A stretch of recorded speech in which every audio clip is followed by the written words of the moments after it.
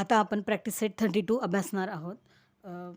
आपल्याला क्वेश्चन दिलेला आहे की classify the following algebraic expressions as a monomial, binomial, trinomial or a polynomial. म्हणजे खाली दिलेले जे काही एक्झाम्पल आहेत ते आपल्याला क्लासिफाय करायचे आहेत मोनोमियल, बायनॉमियल, ट्रायनॉमियल आणि पॉलिनॉमियलमध्ये.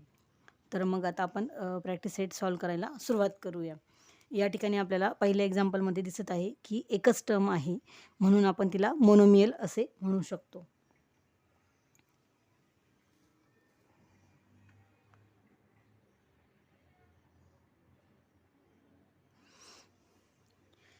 दुसऱ्या एक्झाम्पलमध्ये आपल्याला 5y - 7z अशा 2 टर्म दिसत आहेत, म्हणून आपण याला बायनॉमियल म्हणू शकतो.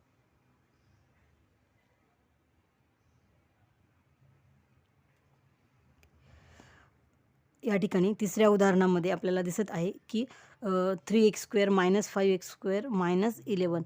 म्हणजे या ठिकाणी ही एक टर्म, ही एक टर्म आणि ही एक टर्म अशा एकूण 3 टर्म आहेत. तर आपण याला ट्रायनॉमियल म्हणू शकतो.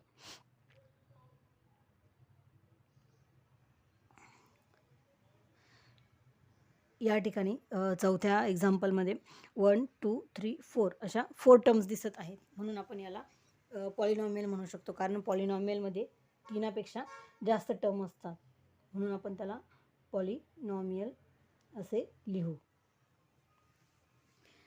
या ठिकाणी पाचव्या उदाहरणामध्ये 2च टर्म आहेत. 5m - 3 ही एक टर्म आणि ही एक टर्म, याचा अर्थ ही बायनॉमियल आहे.